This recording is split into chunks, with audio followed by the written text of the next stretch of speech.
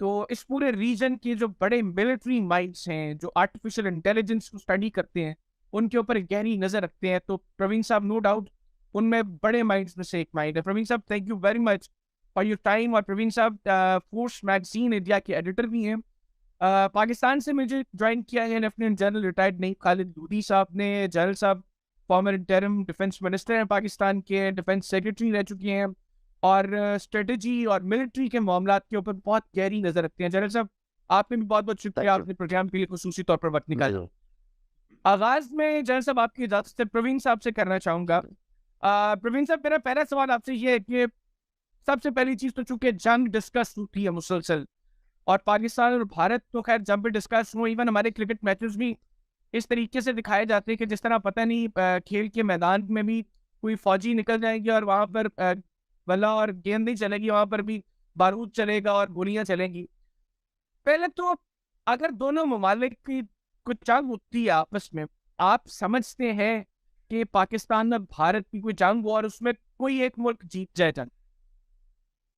आ, अब की जो हालात है, द प्रेजेंट सिचुएशन, उसके हिसाब से आई बिलीव, और इसका मैंने थोड़ा जिक्र भी किया है अपनी किताब में द लास्ट वॉर, पर मैंने इस मुद्दे पे काफ़ी सोचा है और मैं इस नतीजे में पहुंचा हूं, और I have arguments for that कि if there is a war between India and Pakistan, because ये वॉर जो होगी वो अट्रिशन वॉर होगी।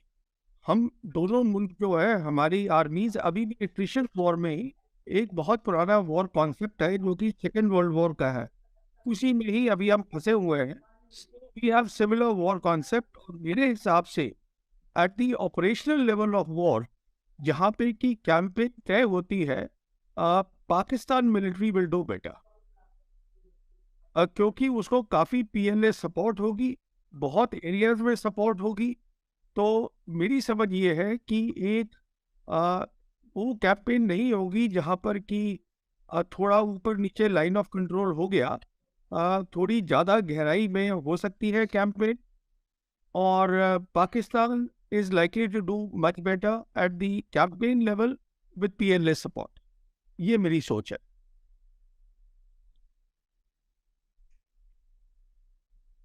चल सर, सेम क्वेश्चन आपसे। जी जी, बहुत बहुत शुक्रिया। मेरा ख्याल है कि बड़े अच्छे तरीके से कवर किया है स्वामी साहब ने। बात यह है कि आजकल जंगों की नौयत भी चेंज हो गई है इसमें। वो तो ठीक कह रहे हैं कि हम तो वो पुरानी जंगें ही लड़ेंगे शायद, लेकिन अब बहुत अवेयरनेस आ गई है दोनों फौजों में मेरे अपने ख्याल में, और फौजों में भी और जो पॉलिटिकल लीडरशिप है वो भी। एक तो ये समझ, मेरा ख्याल अभी बातें समझ में आने लगी हैं कि जो टारगेट होता है किसी भी जंग में वो अपोजिंग माइंड सेट होता है।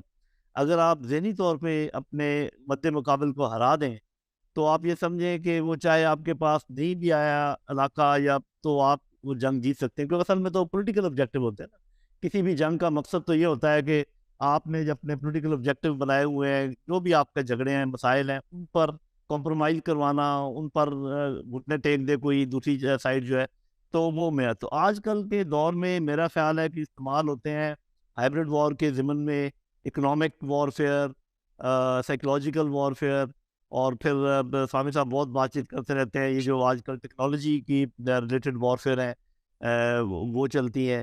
तो एक तो ये कि मैं इनकी ये बात मानता हूँ कि कोई ऐसा ऑब्जेक्टिव अचीव नहीं हो पाएगा दोनों साइडों से। फिर आपको ये भी पता है कि न्यूक्लियर पावर्स हैं दोनों, तो वो जो जो इसकी कैनेटिक साइड है उसकी एक हद है जहाँ तक वो जा सकते हैं। जैसे वो कह रहे हैं कि सिर्फ कोई शैलो मनूवर ही हो सकती है, छोटा मोटा कोई आगे पीछे काम हो सकता है।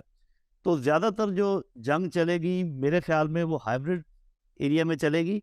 और अगर बहुत आप इसको एस्केलेट कर दें तो वो जिसको कहते हैं employment of non state actors, एक दूसरे के इलाके में किसी को सपोर्ट करना, इंसरेक्शन को सपोर्ट करना, कोई ऐसी तहरीक चल रही हो जो कलीदगी पसंदी हो उसको सपोर्ट करना, कोई अगर कोई ऐसा प्रोविंस हो, कोई ऐसे लोग हों जिनके दिल में कोई शिकायत है सेंटर के मुताबिक, उनको सपोर्ट करना। तो इस किस्म की तोड़ फोड़ अंदरूनी जो है उसके इम्कानात ज़्यादा हैं। उन इन लाइनों पे दोनों मुल्क एक दूसरे के साथ नंबर आज़मा रहेंगे, अपने ज़ोर बाजू इस्तेमाल करते रहेंगे। लेकिन आपके अगले सवालों में ये बात होनी चाहिए कि क्या जो हमारे मसाइल है वो सिर्फ जंगी से हल हो सकते हैं या और भी कोई तरीक़ेकार। बहुत शुक्रिया। बिल्कुल बिल्कुल सर, मैं इसकी तरफ जाऊंगा। पहले क्यों उससे पहले ये डिस्कस करना चाह रहा हूँ कि फायदा किसको हुआ है सर जंग का। प्रवीण साहब, आप क्या समझते हैं कि जो मुसलसल एक टेंशन का माहौल है, जिसमें कमी किसी तरह आ नहीं पा रही, ना कोई साइड मतलब डायलॉग के लिए आत्मी तौर पर तैयार है, कंडीशंस ऐसी हैं कि जिसको मेट करना शायद इम्पॉसिबल है, ब्लेम गेम इतना है, मतलब दोनों साइड्स के पास ऐसे एक्सक्यूजेस है जो अपने अपने ग्राउंड्स पर शायद जेन्युइन भी है, जिनको वो बुनियाद बनाकर एक दूसरे से इवन बात करने को तैयार नहीं है। तो इस सारे माहौल में एक तो टेंशन कैसे डिक्रीज हो सकती है, सेकेंडली इस माहौल का फायदा किसको है और नुकसान किसको है। देखिए, ऐसा है कि टेंशन्स तो डिक्रीज नहीं होंगी, पहली बात, एटलीस्ट टिल 2024, जब तक हिंदुस्तान के जनरल इलेक्शन नहीं हो जाते टेंशन रहेंगी। दूसरी बात यह है जो मैं कहना चाहता हूँ कि चीन एक बहुत इम्पोर्टेंट रोल प्ले कर रहा है और करता रहेगा साउथ एशिया में, और उसका रीज़न ये है, कारण ये है कि इंडिया और भूटान को छोड़ के बाकी सारे जो मुल्क हैं साउथ एशिया के, वो BRI के साथ है, बेल्ट एंड रोड इनिशिएटिव के साथ। वो चीन की इन्वॉल्वमेंट यहाँ बहुत है। उसकी अगर चीन की इन्वॉल्वमेंट है तो अगली बात हमें ये समझनी है कि चीन क्या कर रहा है। चीन कोई छोटा मोटा काम नहीं कर रहा है। चीन रशिया के साथ एक पूरा, जिसे जो शी जिनपिंग ने कहा था that we are part of the big changes in this century, इस सेंचुरी में कोई बहुत बड़े चेंजेस हो रहे हैं। और वो बड़े चेंजेस क्या हो रहे हैं? वो ये हो रहे हैं कि एक नया सिक्योरिटी आर्किटेक्चर बन रहा है और साउथ एशिया उसका एक पिवट होगा इंडियन ओशन रीजन में, जैसे कि आसियान दूसरा पिवट होगा वेस्टर्न पैसिफिक में।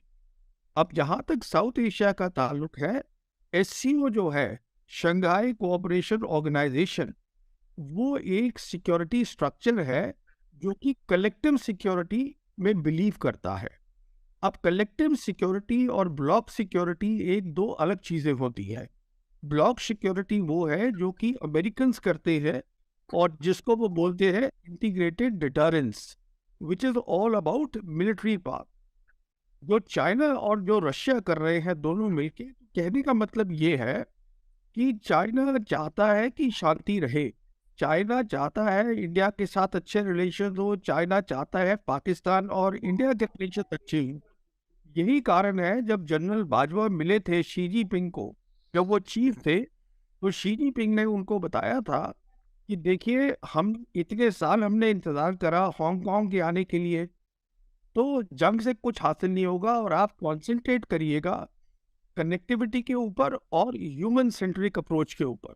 और यही कारण है कि आपकी जो सरकार थी उस समय, जिसमें बाजवा साहब भी थे एक हिस्सा और इमरान खान साहब की सरकार थी, उन्होंने पहला नेशनल सिक्योरिटी पॉलिसी अपनी निकाली थी। उसके बाद फिर जैसे अभी लोगी साहब जिक्र कर रहे थे, तो एक हिंट दे रहे थे, वो अभी आपके मुल्क में पॉलिटिकल इंस्टेबिलिटी आ गई है, पर अब मैं आ गई थी, अब मैं देख रहा हूँ कि फिर से एक कोर्स करेक्शन हुआ है। और कोर्स करेक्शन जो है वो जनरल मुनीर साहब कर रहे हैं।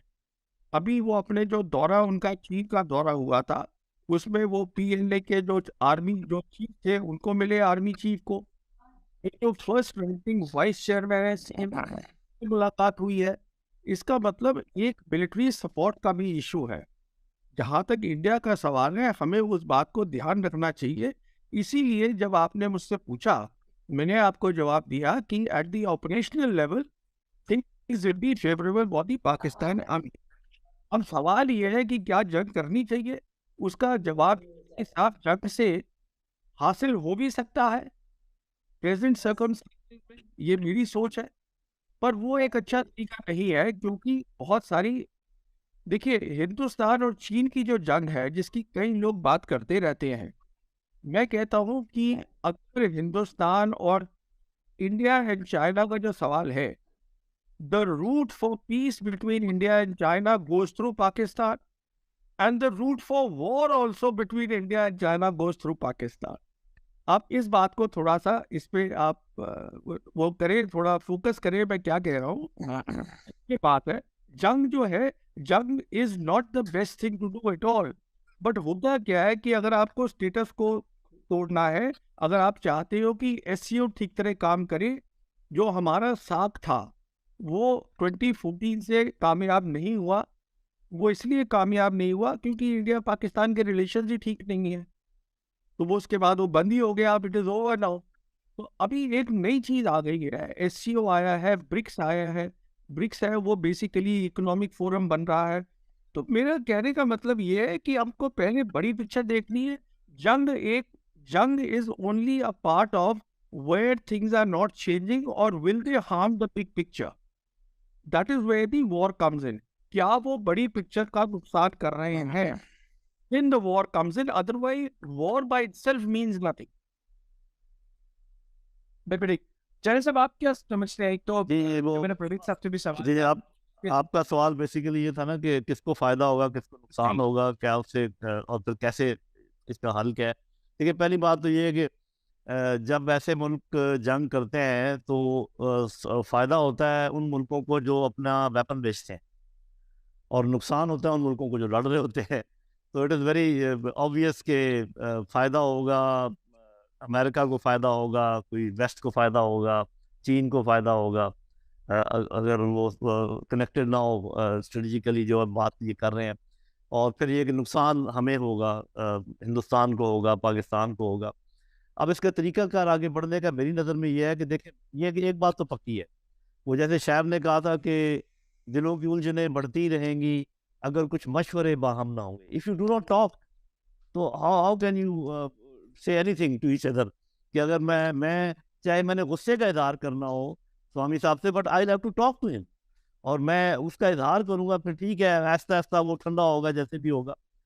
तो जब हम बात नहीं करते और बात करने की शराइत हमने रखी हुई है जो कि हो सकता है दुरुस्त हो, चूंकि आज हमने स्पेसिफिक उसमें नहीं जाना लेकिन हमें पता है कि भारत और पाकिस्तान के दरमियान जब पाकिस्तान कहता है कि ये काम आप कर ले तो हम बात करते हैं, और वो काम कोई बहुत बड़ा नहीं है जो पाकिस्तान डिमांड करता है, और इंडिया भी डिमांड करता है कि आप ये काम कर ले तो हम बात करते हैं, वो भी कोई बहुत बड़ा काम नहीं है।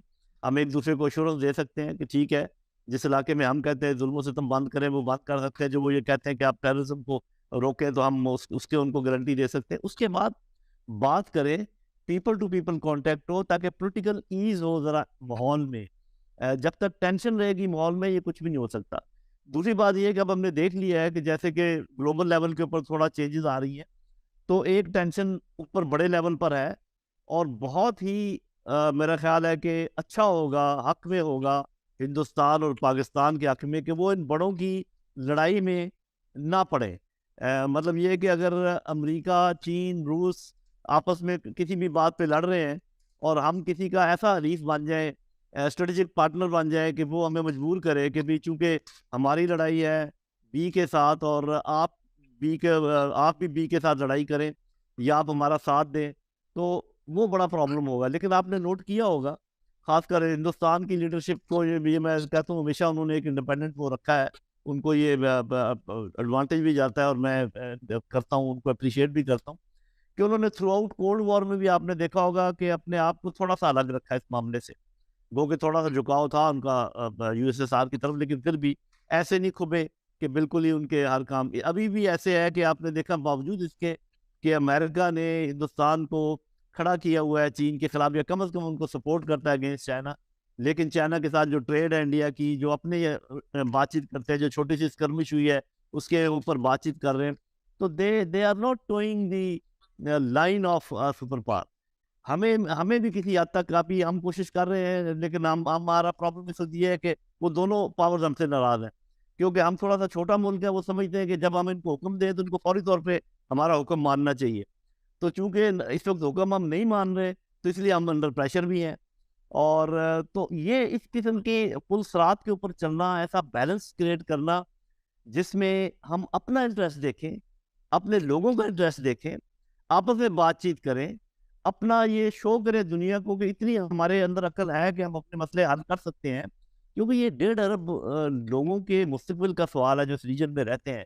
ये कोई छोटा मोटा काम नहीं है, ये दुनिया की आबादी का चौथा हिस्सा है जो यहाँ पर रह रहा है।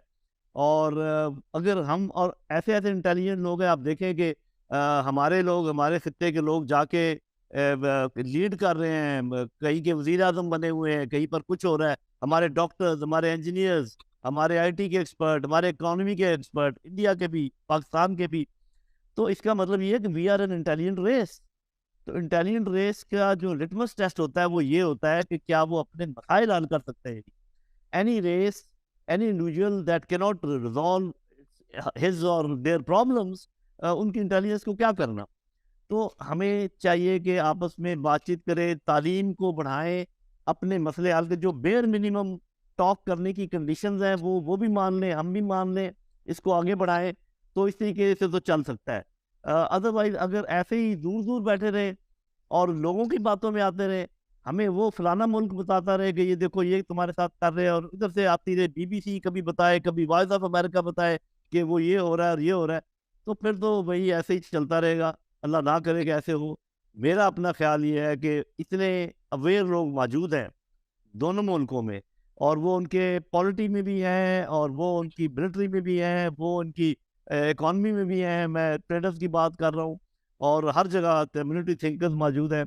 उनको पता है कि दो न्यूक्लियर पावर्स की जंग जो है नहायत खतरनाक हो सकती है, ना सिर्फ खित्ते के लिए बल्कि दुनिया के लिए, क्योंकि वो कोई लोकलाइज्ड इफेक्ट नहीं उसका होता।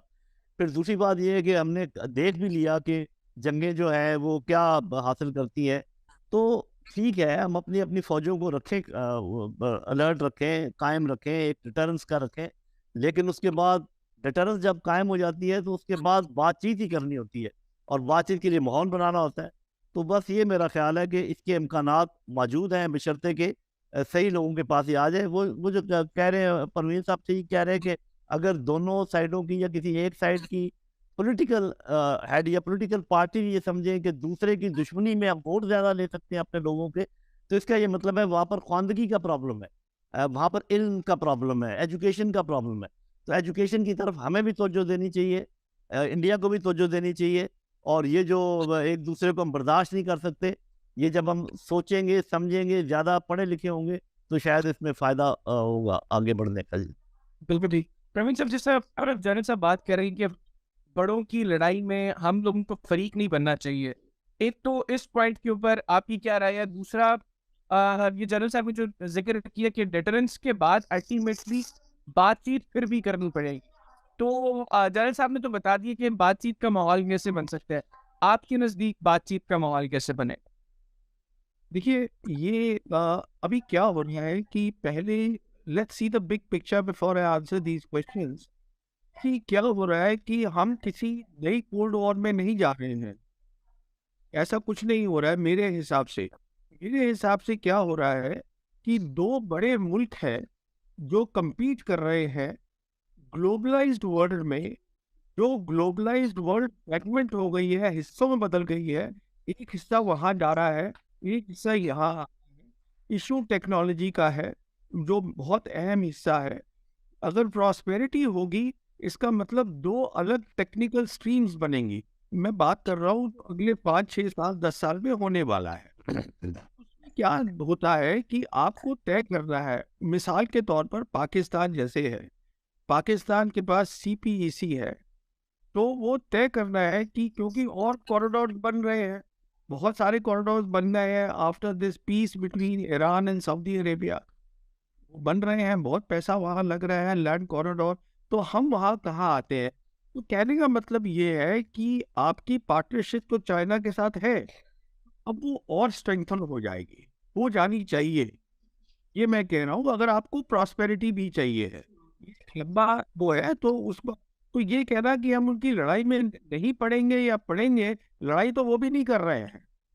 जहाँ तक चीन का ताल्लुक है, ये पहली बार है, ये हम पूरी मिलिट्री हिस्ट्री में देखेंगे, जहाँ वो एक बड़ी ताकत बनना चाहते हैं और बनेंगे on the basis of BRI, which is economic prosperity. वो क्या कह रहे हैं? BRI जो है, that is about common prosperity and collective security. ये है उनका। सो it is not about military power जो कि अमेरिकन कह रहे हैं, पर ये है कि अगर हमको 5G चाहिए तो मतलब हम जो फोर्थ इंडस्ट्रियल रेवोल्यूशन है उसका हिस्सा बनना चाहते हैं, तो डिजिटल चाहिए, तो हमें किसी एक जो ब्लॉक्स है, block is a wrong word, but जो एक बड़ी ताकत है जो कि स्टैंडर्ड सेट कर रही है, वो हमको उनके साथ चलना पड़ेगा। I am just trying to simplify the whole thing. तो really we have to decide कि हम यहाँ पर आएंगे कि वहाँ आएंगे, क्योंकि हमारी 5G कहाँ से आएगी, हमारे डेटा सेंटर्स कहाँ से आएंगे, वो अमेरिका लाएगा, ये लाएगा, दोनों नहीं ला सकते हैं। हमारा जो इंडस्ट्रियल इंटरनेट है वो वहाँ से आएगा, ये वहाँ से आएगा, दोनों नहीं ला सकते हैं। तो ये सब चीज़ें हमको तय करनी पड़ेंगी। जब हम ये चीज़ें तय करते हैं, उसके साथ साथ हर मुल्क की अपनी अपनी प्रॉब्लम्स भी होती हैं।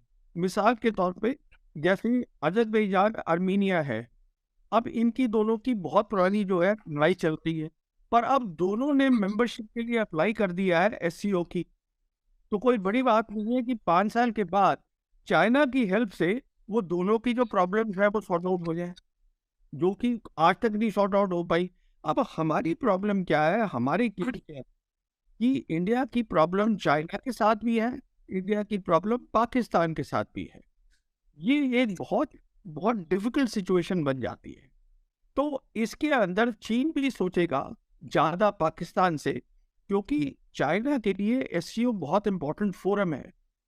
अगर बार बार इंडिया कहेगा कि साहब हम नहीं आपके साथ चलने को तैयार है, हम दूसरे के लोगों के साथ चलने को तैयार है, तो प्रॉब्लम बड़ी हो जाएगी।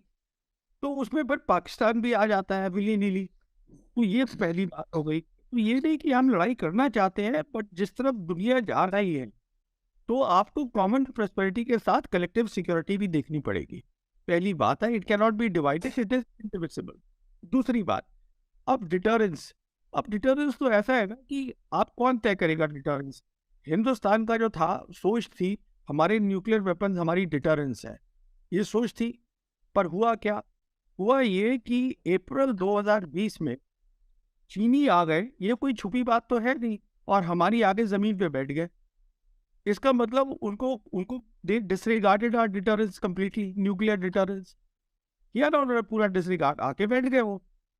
सो डिटरेंस इनफैक्ट मैं ये समझता हूँ शायद हमें ये भी सोचना है, हम क्या न्यूक्लियर वेपन्स को बहुत ज़्यादा अहमियत दे रहे हैं। उसका रीज़न क्या है कि अभी जो डिटरेंस की कॉन्सेप्ट है वो ब्रॉड हो गया है, उसमें साइबर आ गया है, उसमें काउंटर स्पेस कैपेबिलिटीज आ गई है, ये सब डिटरेंस है। और इसके अंदर कोई एट्रीब्यूशन नहीं है, साइबर के अंदर काउंटर स्पेस कैपेबिलिटी में कोई एट्रीब्यूशन नहीं है, and it is doable. Nuclear weapons are not doable. आप यूक्रेन की लड़ाई में देख लीजिए, पुतिन ने बोल दिया कि प्रेसिडेंट पुतिन ने कि हम कर सकते हैं, फिर चाइना सबसे बोला कि नहीं न्यूक्लियर वेपन्स नहीं आने चाहिए। You see, so it is not doable. So the point I am making is, देखिए ये मेरी सोच है, दो मुल्क अगर उनकी कन्वेंशनल कैपेबिलिटीज में भी डिटरेंस है, न्यूक्लियर कैपेबिलिटीज में भी अलग डिटरेंस है, तो वो लड़ाई कर सकते हैं। This is my thinking. अब इसके ऊपर ये एक थीसिस है जिसपे हम और आगे बात कर सकते हैं। तो ये मैं बहुत ज़्यादा अभी प्रेजेंट पोजीशन के अंदर, जहाँ वॉरफेयर पूरी बदल गई है, जहाँ साइबर एक बहुत बड़े उससे आ गया है। इनफैक्ट आज साइबर की अहमियत ये है, जैसे लोधी साहब बोल रहे थे इसके बारे में, हाइब्रिड वॉर के बारे में। Hybrid war is basically your grey zone operations, your actual war, your everything is hybrid war. Economic war, Lawfare, ये सब हाइब्रिड हो गया। तो अगर आप ग्रे जोन ऑपरेशंस देखें तो साइबर की आज इतनी ज़्यादा अहमियत है कि वो पीस में भी काम आएगा, क्राइसिस में भी काम आएगा, बिफोर द वॉर भी काम आएगा, और वॉर में भी काम आएगा। तो कहने का मतलब ये है कि एक ये सब चीज़ें बदल रही हैं, कॉन्सेप्ट्स बदल रहे हैं, प्रॉस्पेरिटी का मतलब बदल रहा है। अब फिजिकल चीज़ें नहीं रह गई, अब हम जा रहे हैं डिजिटल की तरफ। इनफैक्ट पाकिस्तान ने तो साइन भी किया है एक एग्रीमेंट, ये पहली सरकार थी इमरान खान साहब की, कि हम और अपने ज़्यादा ई कॉमर्स करना चाहते हैं ग्वादार से। वो एक एग्रीमेंट हुआ था और मुझे मालूम नहीं है उसके बाद उसके ऊपर क्या हुआ है। तो मेरा कहने का मतलब ये है कि सब चीज़ें जो पुराने कॉन्सेप्ट्स हैं मेरे हिसाब से, उन सबको अब एक नए तरीके से देखने की ज़रूरत है। फॉर द सिंपल रीजन, दो चीजें हो गई हैं। एक, चाइना का राइज हुआ है बहुत ज्यादा है, और चाइना कंपटीशन में है अमेरिका के साथ, और वही जो चाइना है वो आज हमारा नेबर है। तो कंपटीशन ये नहीं है कि कहीं वो 7 समुंदर पार हो रहा है, यूरोप में हो रहा है, यहाँ हो रहा है, वहाँ हो रहा है, नहीं, यहाँ हो रहा है। That is one. और दूसरा ये है कि ये जो इमर्जिंग टेक्नोलॉजी है, ये एक इतने बड़ी तरीके से आ गई है कि वॉरफेयर का मतलब बदल रहा है, सब कुछ बदल रहा है। जैसे अभी लोधी साहब ने ठीक बोला कि कुछ और चीजें भी, even if we have the world war 2 की टैक्टिक्स हमारी है, ट्रिशन है, things are coming in. UCAVs आ रहे हैं, ड्रोन्स आ रही हैं, साइबर आ रहा है, थोड़ा थोड़ा करके दोनों मुल्कों में आ रहा है। तो इससे थोड़ा थोड़ा करके चीज बदलाव आता रहेगा। तो मेरे ख्याल में एक तो डिटरेंस का मतलब दोबारा समझने की शायद कोशिश है हम सबको एक साथ बैठ के, जिसमें कि बातचीत की जरूरत है to understand what is deterrence, what is your definition, what is my definition of deterrence. तो शायद वो चीजें मैं समझता हूँ जरूरी है। बिल्कुल ठीक। जनरल साहब, एक तो प्रवीण साहब की बातों पे आप क्या कहेंगे? सेकेंडली, इकोनॉमी का बड़ा जिक्र हुआ और वॉर फाइटिंग कैपेबिलिटीज। पिछले कुछ दिनों से पाकिस्तान में कोई बात हो रही कि हमारे इकोनॉमिक हालात शायद ऐसे हो गए कि हमारी मिलिट्री कैपेबिलिटीज में शायद कमी आ गई है। तो आप इसके ऊपर क्या राय रखते हैं? जी, पहले तो ये मेरे ख्याल बड़े अच्छे तरीके से इन्होंने जो डिटरेंस की लिमिटेशन है उनका भी जिक्र किया। जब आप न्यूक्लियर डिटरेंस की बात करते हैं तो वो उसकी ये एडवांटेज तो है कि वो बिग वॉर्स को रोक सकती है, लेकिन वो स्मॉल वॉर्स के लिए स्पेस जो है, बल्कि ऐसा ऐसा आपने देखा जैसे चाइना इंडिया का उन्होंने जिक्र किया, इंडिया पाकिस्तान ने भी वो स्पेस बनाई हुई है और उसके अंदर जो है ना वो जंगे हो सकती। इसीलिए आपने देखा होगा कि पाकिस्तान बात करता है फुल स्पेक्ट्रम डिटरेंस की, तो जिसमें सिर्फ nuclear deterrence, nuclear to nuclear हो, और नीचे कन्वेंशनल टू कन्वेंशनल डिटरेंस की भी ज़रूरत है हमें। हमारे कुछ जो आपको पता, लोग कहते हैं कि जी जब आपने एटम बम बना लिए तो फिर आपको फौजों की क्या ज़रूरत है, तो वो ये बात नहीं समझते जो अभी वो एक्सप्लेन कर रहे थे कि एक स्पेस बनती है, क्योंकि न्यूक्लियर एक बड़ा उसकी उसकी एम्प्लॉयमेंट की बात करना ही एक बहुत बड़ी बात हो जाती है, और उसके नीचे बहुत सारी जगह है जहाँ पर जंगें लड़ी जा रही हैं। हमने देखा है कि अभी ये रूस और यूक्रेन में सारे इस वेस्ट के जो न्यूक्लियर पावर हैं सारी उसकी मदद कर रही हैं। रशिया न्यूक्लियर पावर है, कितना वहाँ खून बह रहा है, कितनी वहाँ जंग हो रही है, तो किसी ने न्यूक्लियर सेट जरूर दिया है रूस ने, लेकिन कोई इस्तेमाल करने का अभी तक नहीं हुआ, क्योंकि उनको पता है कि इससे जो तबाही बचेगी वो बहुत ज़्यादा है। तो पहली बात तो ये है कि आपके जितने भी वॉरफेयर के स्पेक्ट्रम्स हैं, इसमें कन्वेंशनल है, न्यूक्लियर है, और भी हो सकते हैं, सब कन्वेंशनल है जिनका वो जिक्र किया है थोड़ा सा उन्होंने।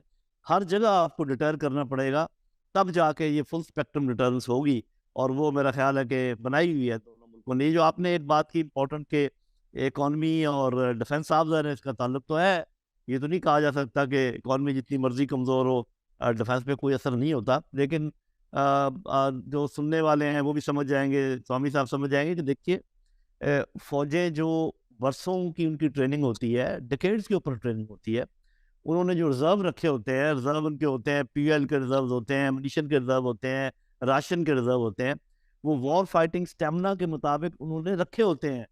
मिसाल के तौर पे अगर पाकिस्तान का इरादा है कि हम 60 दिन की जंग लड़ेंगे, मिसाल दे रहा हूँ, हिंदुस्तान तो 120 और 180 की भी वो रख सकता है, तो हमने उतने रिजर्व रखे होते हैं, उनको हम टर्न ओवर ज़रूर करते रहते हैं।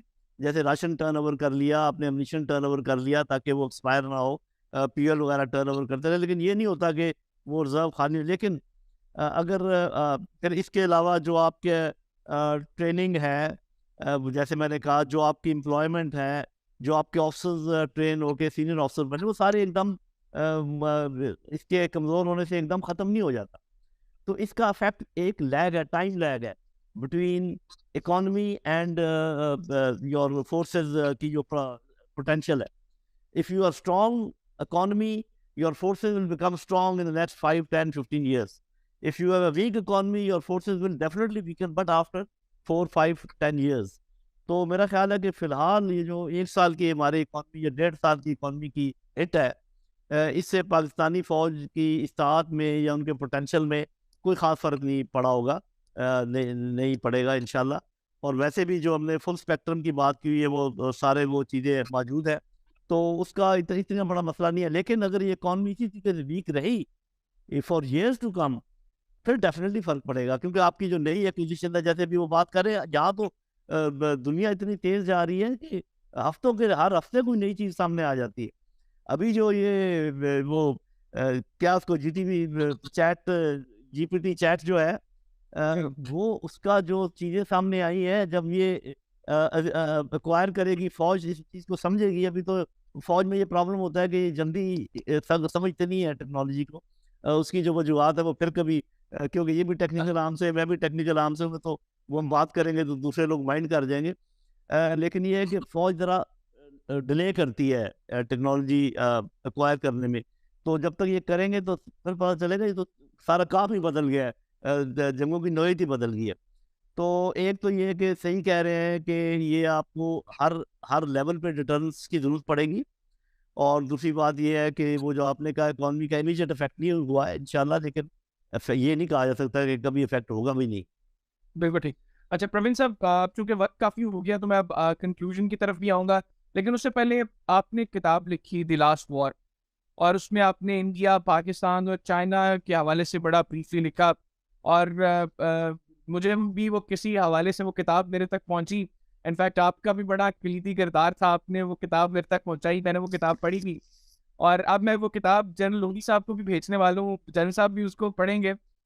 उसके अंदर आपने पीएलए और पाकिस्तान के रिलेशन को भी जो है वो बड़ा डिस्कस किया। आप करंट सिनेरियो में, मतलब दोबारा मैं कहूँगा, करंट सिनेरियो के अंदर पाकिस्तान और चाइना की जो स्ट्रेटेजिक पार्टनरशिप है, वो कि आपने उस किताब में बड़ा तफसीलन बताया, मैं व्यूअर्स के लिए भी पूछना चाह रहा हूँ कि पाकिस्तान और चाइना की स्ट्रेटेजिक पार्टनरशिप को करंट सिनेरियो में इंडिया पाकिस्तान रिलेशंस और फिर इस रीजन के हवाले से भी आप कैसे देख रहे हैं? देखिए, मैं ये समझता हूँ कि आपके जो रिलेशंस है पाकिस्तान के चाइना के साथ, वो अब तक और मजबूत हो जाने चाहिए थे। जब मैं मजबूत कहता हूँ उसका मतलब ये नहीं है कि आप अपनी मिलिट्री और तैयार करें। मैं ये कह रहा हूँ कि सीपीईसी का आप फायदा उठा सकते थे ज़्यादा, वो शायद नहीं उठा पाए हैं मेरे हिसाब से, क्योंकि वहाँ पर आपकी प्रॉस्पेरिटी है। तो चाइना आपके साथ बहुत कुछ कर सकता है, because China also needs you. अब देखिए, वो आपके साथ जैसे कि ये सबसी केबल्स लगाई हैं, उसको एक तो पीस केबल लगाई हुई है जो शायद मेरे ख्याल या गवादार से जाती है, और ये इस तरफ जाती है ईस्टर्न अफ्रीका के कोस्ट पर, और उससे आगे यूरोप जाती है। तो कहने का मतलब ये है कि काफ़ी चीज़ें आई हैं आपके यहाँ, फाइबर ऑप्टिक केबल्स लगे हैं, जल्दी उम्मीद है शायद 5G भी आ जाए आप लोगों के पास, एटलीस्ट मेन सेक्टर्स के अंदर। सो मैं ये कहने का मतलब ये है कि आपको शायद एक डिस्ट्रैक्शन हो गया था बीच में। देखिए, America is an important country, इसमें कोई शक नहीं है, बट सवाल ये है, जैसे मैं कह रहा था, कि अब सारी ग्लोबल जो जियो पॉलिटिक्स है वो हमारे रीजन में आ गई है। And when we use the word geopolitics, हमें वर्ड जियोग्राफी पर ज़्यादा ध्यान देना पड़ेगा, जो पहले देने की इतनी ज़रूरत नहीं थी, क्योंकि तब जो भी जियो पॉलिटिक्स हो रही थी वो यूरोप में हो रही थी। तो पहली बात तो ये है, तो इसलिए आप अभी भी आप फायदा उठा सकते हैं। I think Pakistan got distracted because I was expecting कि आप 2024 तक काफ़ी कुछ कर लेंगे, which is what I have said. And specially I see कि जो हुआ था ये कश्मीर में इंडिया ने किया है, उससे आपकी और नज़दीकी बढ़ी है, उससे ऐसी नज़दीकी बढ़ी। अब देखिए, मैं आपको एक मिसाल देता हूँ, फौज की सीधी सी मिसाल देता हूँ। जैसे अक्टूबर 21 में एक खबर आई थी कि पाकिस्तानी ऑफिसर्स हैं, वो अब है शिंजांग मिलिट्री डिवीजन में, वहाँ पर भी है। फिर ये खबर आई थी कि जॉइंट स्टाफ डिपार्टमेंट में भी हैं, अब वहाँ क्या कर रहे हैं।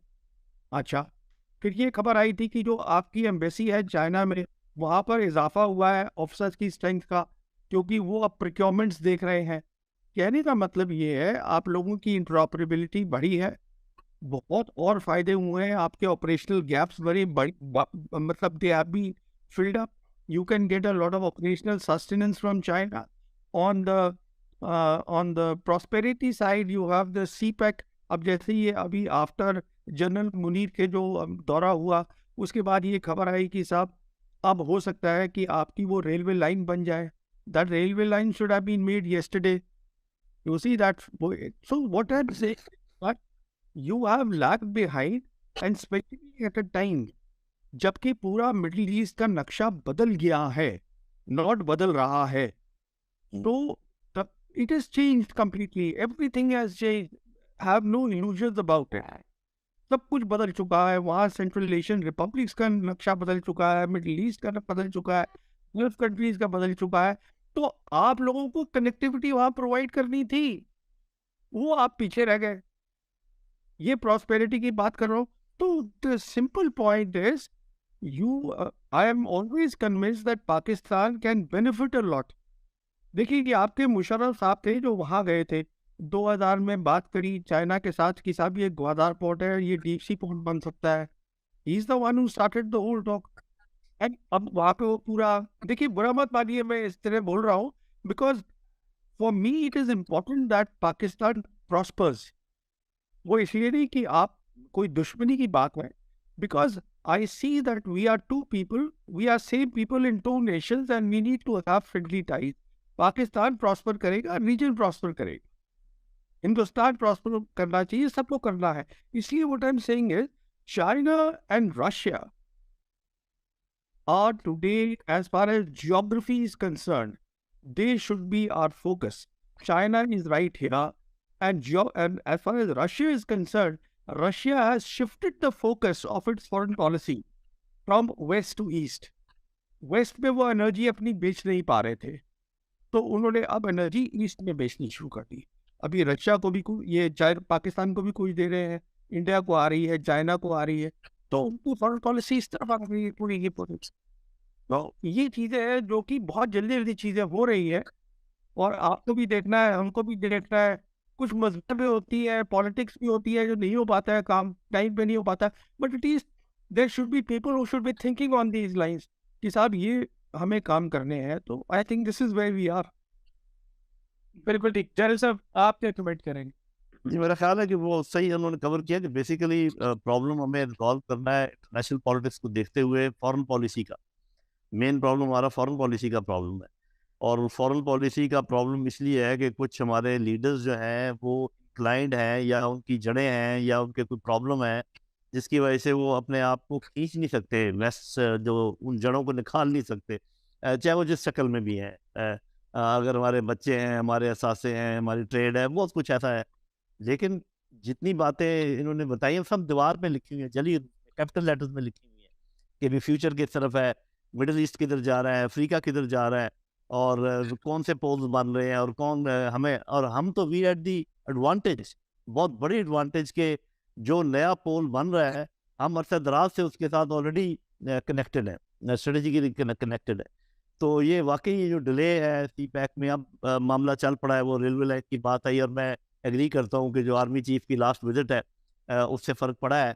और ये भी मेरा अपना अंदाज़ा ये है कि आर्मी चीफ की चाइना वाली लास्ट विजिट से आपके इंटरनल मसाइल भी सीधे होने जा रहे हैं, जहाँ तक मेरा अपना अंदाज़ा है. देखते हैं अगले कुछ दिनों में ये बात वाज़ेह हो जाएगी. तो वो शेयर्ड प्रॉस्पेरिटी वाली अगर फ़िलासफ़ी हम पिकअप कर लें चाइना की, जो कि कोशिश कर रहा है कि कॉन्फ्लिक्ट अवॉइड हो, और जो कंपटीशन है वो टेक्नोलॉजी की कंपटीशन और इकॉनमी की कंपटीशन हो रहा है. अभी आपको पता है ब्रिक्स में मुल्कों ने, जिसमें इंडिया भी शामिल है, फैसला कर लिया है कि हम अदर देन अमेरिकन करेंसी जो है आपस में ट्रेड करेंगे. Now this is a big big news. Actually America की सारी जो हेजेमनी है that is anchored on this thing के dollar being the international currency. The moment dollar loses its position as international currency, तो उसकी बहुत सारी रेट जो है वो खत्म हो जाएगी. देखिए जितना मर्जी कर्जा हो उनके ऊपर, उन्होंने तो डॉलर छाप के वो कर देना है. हमारे ऊपर जब कर्जा होता है तो हमें डॉलर इधर उधर से लेने पड़ते हैं. तो जब और करेंसीज अंदर आ जाएगी, युआन आ जाएगा, अगर इंडियन रुपी आ जाती है, अपना का ब्राज़ील की आ जाती, तो फिर ये है कि करेंसी की एक बास्केट बन जाएगी. उसमें हम जैसे मुल्कों के लिए शायद आसानी पैदा हो जाएगी. तो I agree with this thing, great opportunity is waiting as far as Pakistan is concern. और चाइना पाकिस्तान की मजबूती जो है रिलेशंस की, वो ऑटोमेटिकली इंडिया पाकिस्तान के मसाइल को भी हल करेगी. बिकॉज वो जब थोड़ी सी ये क्लियर हो जाएगी बात कि अभी हम एक दूसरे को ज़्यादा बुली नहीं कर सकते, तो फिर ये है कि मामले सीधे होने का इम्कान है. तो मैं आई होप एंड प्रे कि whatever he is saying is also heard by our leadership, and they realize के the opportunity which is waiting, why are we wasting that time? जब दुनिया का एक डायरेक्शन बन गई है तो उस डायरेक्शन में हम क्यों नहीं जा रहे? और इसका ये मतलब हरगिज़ नहीं है कि जो अफिलिएशन है या जो हमारी उनके साथ रिलेशनशिप है, deep relationship, that will culminate into some war or something. We can always avoid that. मैंने कहा ना कि हिंदुस्तान भी एक इंटेलिजेंट नेशन है, हम भी इंटेलिजेंट हैं इतने कि किसी की खातिर जंग करना तो बिल्कुल ही बेवकूफ़ी होगी, और हमारे अपने जो मसाइल हैं वो हमें हल करने चाहिए। तो मेरा ख्याल है पाकिस्तान को चाहिए कि CPEC, ग्वादर की डेवलपमेंट, बल्कि मैं तो कहता हूँ जो आपकी बाकी कोस्ट लाइन है, आप बाकी को कहें ना, आप UK को कहें, ऑस्ट्रेलिया को कहें, जापान को कहें।